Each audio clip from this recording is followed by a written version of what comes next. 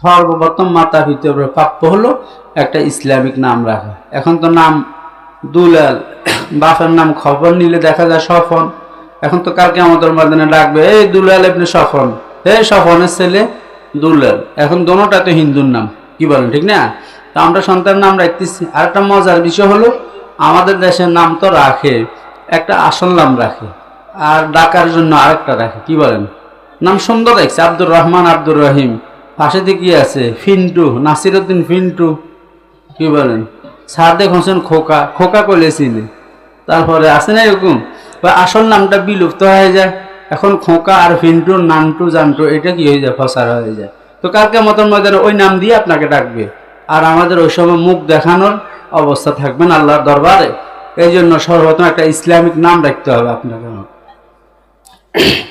আমাদের মুসলিমদের নামের অভাব নেই। চায়না দেশে, চীন দেশে নাম রাখতে হইলে মন্ত্রণালয়ের মধ্যে দরখাস্ত করতে হবে, সাংস্কৃতিক মন্ত্রণালয়ে দরখাস্ত করবে যে আমার ছেলে হয়েছে বা মেয়ে হয়েছে, আমার একটা নাম তোমরা রাষ্ট্রীয়ভাবে ঠিক করে দাও। তখন ঠিক করে দেওয়ার পরে রাখতে হয়, বুঝতে না? আর আমাদের দেশের নামের কোনো অভাব, 1 লাখ বা 2,24,000 পয়গাম্বরের নাম আমাদের সামনে আছে, কি বলেন? 1.25 লক্ষ সাহাবায়ে কেরামের নাম আছে, তাবেঈন, তবে তাবেঈন, আইম্মা মুজতাহিদিনের নাম আমাদের সামনে আছে। আমাদের সামনে বুজুর্গানে দ্বীনের নামের বিশাল ফেরেশতা আছে। এইভাবে এই দেশের খতিব, ইমাম, মুয়াজ্জিনের নাম আমাদের সামনে আছে, নামের অভাব নেই, কি বলেন? এই জন্য সন্তানের জন্য একটা ইসলামিক সুন্দর অর্থবহ নাম রাখা মাতার ভিতরে প্রথম কর্তব্য। ওইটা আমরা, কি বলেন, খেলায় রাখলাম আর কি, মানে গুরুত্ব দিই না। হ্যাঁ, ইসলামের উপরে অর্থ ঠিক রাইখা মডেল, মডিফাই, স্মার্ট, যোগের সাথে মিলে নাম রাখাও সুন্নত। কারণ আল্লাহ পাক বলছেন, আমি ইয়াহইয়া আলাইহিস সালামের নাম রেখেছি, হ্যাঁ, ইতিপূর্বে এই নাম আর পৃথিবীতে আসে আর রাখা হয়নি। ওই আয়াতের তাফসিরের মধ্যে লেখে, এই জন্য নতুন নাম যেটা ইসলামের সাথে সাদৃশ্য, ওই রকম নাম রাখাও সুন্নাত। এই জন্য আপনি রাখতে পারবেন ইসলামের সাথে মিলে সুন্দর নাম, আধুনিক, স্মার্ট, সেটাও আপনি রাখতে পারবেন। তবে সর্বপ্রথম ফরজ হলো সন্তানের একটি সুন্দর নাম রাখা। দ্বিতীয় ফরজ, ও আদিবহু, তাকে আপনি ইসলামী শিষ্টাচার, ইসলামী তাহজিব, তামাদ্দুন, আদব শিক্ষা দিতে হবে। এটা মাতা পিতার কর্তব্য। আজকে আমাদের দেশের মুরব্বীরা, বড় বড় বিসিএস ক্যাডারের মাতা পিতা কোথায়? বৃদ্ধাশ্রমে পাওয়া যায়। বৃদ্ধাশ্রমে কেন? ওই যে আমরা ছোটবেলায় তাদেরকে মদিনার সুরমা লাগাই নেই, মদিনার শিক্ষা দিই নেই, সেই জন্য। এই জন্যই তো কবি ইকবাল বলেন, হীরা না কর শেখা মুঝে জলওয়া এ দানে সে ফেরেং, হীরা না কর শেখা মুঝে জলওয়া এ দানে সে ফেরেং, সুরমা থা আঁখোं में मेरा খাকে মদিনাতুর রাসূল। কবি ইকবাল বলেন যে আমি পৃথিবীর সকল বিশ্ববিদ্যালয়ে আমার পদার্পণ হয়েছে, যাত্রা হয়েছে, কোন বিশ্ববিদ্যালয়ের আদর্শে আমাকে গ্রাস করতে পারে নাই।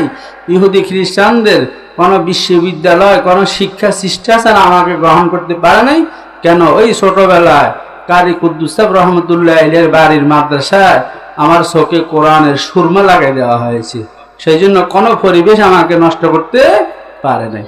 এই জন্য আমাদেরকে সর্বপ্রথম বাচ্চা জন্মের পরে যখন মুখ ফুটবে, তখনই, যখন ছেলে কথাবার্তা বলতে পারবে, তখন আপনি তাকে কালিমা শিক্ষা দিতে হবে, লা ইলাহা ইল্লাল্লাহু মুহাম্মাদুর রাসূলুল্লাহ।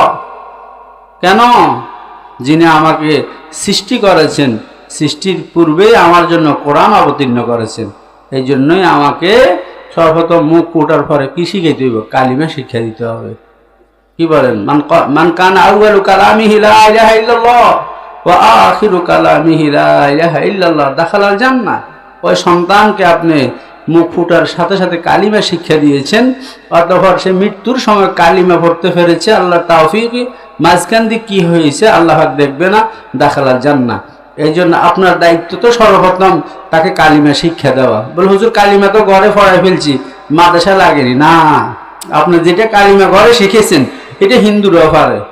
যুদ্ধের সময় হিন্দুরা মুসলমানদের ভয়ে পাঞ্জাবির থেকে বাঁচার জন্য জোরে জোরে ভরতো লা ইলাহা ইল্লাল্লাহ, যেন পাঞ্জাবিরা বলতো মুসলমান। বুঝলেন না? আপনি শিক্ষা দিয়েছেন জিজ্ঞা, ঠিক আছে, হিন্দুরা হারে। কালিমার অর্থ শিখতে হবে। কালিমার কি, আপনার কালিমার হাকিকত আপনাকে জানাইতে হবে। আর সেটা জানতে হলে কমপক্ষে 1-2 জামাত 3 জামাত কথায় পড়াইতে হবে, কারি কুদ্দুস রহমতুল্লাহ মাদ্রাসায় পড়াইতে হবে, তখন আপনার দায়িত্ব আদায় হবে। আর আমাকে আপনাকে বৃদ্ধ বয়সে কথায় যাইতে হবে না, বৃদ্ধাস্থানে যাইতে হবে না।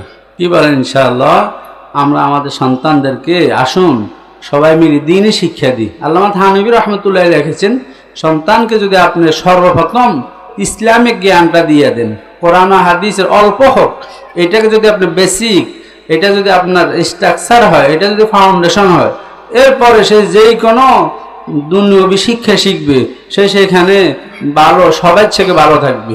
এটার প্রমাণ আমাদের খাজুরিয়া মাদ্রাসার পাশে আসিয়া খাতুন উচ্চ বিদ্যালয় আছে, সেখানে আপনি যান, 1 থেকে 10 পর্যন্ত যে ছাত্রগুলি এবং ছাত্রীগুলি, সেগুলো আমাদের খাজুরিয়া মাদ্রাসা যারা 1, 2, 3 নম্বর নুরানি পড়ছে তারা।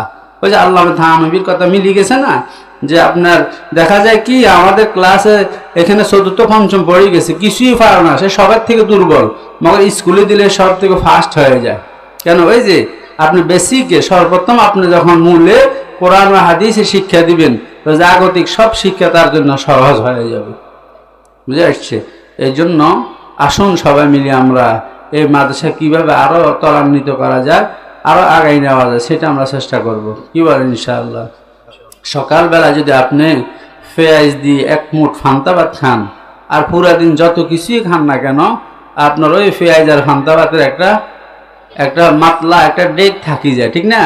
তদ্রুপ আপনার সন্তানকে যদি আপনার মাদ্রাসা দেওয়ার পরে যেখানে দেন না কেন, ওই যে সেই ডেক থেকেই যাবে, হে আল্লাহ আল্লাহ বলনেওয়ালা হয়ে যাবে। টিকা দেয় না ছোটবেলার টিকা, ওই যে হামের টিকা, বিভিন্ন কিছুদিন আগে কিসের টিকা গেছে, ওই যে ম্যালেরিয়া জ্বরের টিকা গেছে, কি বলেন, টাইফয়েড জ্বরের টিকা গেছে। কেন? একবার টিকা দিলে আর কখনো এই অসুখ হওয়ার সম্ভাবনা নাই। তদ্রুপ এই মাদ্রাসাগুলো হলো বাচ্চাদের জন্য ইসলামের টিকা। বুঝছেন? এটা একটু প্রয়োগ করেন, এরপর আপনি যেখানে দেন, হ্যাঁ আপনার সন্তান এর 90, আপনারা যেটা প্রমাণ, আপনার সন্তান যদিও বিশ্ববিদ্যালয়ে পড়বে, ভার্সিটিতে পড়বে, মগর কোরআনওয়ালা হয়ে যাবে, তার প্রমাণ শরীফ ওসমান হাদি। কি বলেন? ঠিক না? আমরা যে দল করি না কেন, মগর তার মধ্যে এমন এক স্পিরিট তৈরি করে দিয়েছে মাদ্রাসাওয়ালারা, সে বিশ্ববিদ্যালয়ে পড়ছে ঠিকই, কিন্তু কোরআন বলে নাই। কি বলেন? দেশপ্রেম বলে নাই, আল্লাহ বলে নাই। কি বলেন? ঠিক না? এই যে হাসনাত আব্দুল্লাহ বলেন, সার্জিস আলম বলেন, নাহিদ, সবগুলো মাদ্রাসা ছাত্র। ওই যে তার বেসিক স্ট্রাকচারের মধ্যে কোরআন সুন্নাহ দিয়ে দেওয়ার কারণে হিরা না করে শেখা মুঝে জলওয়ায়ে দানে সে ফেরেং, যে কোনো জায়গায় গেছে, তার ওই ছোটবেলার শিক্ষা থেকে সে কখনো বিচ্যুতি ঘটে নাই।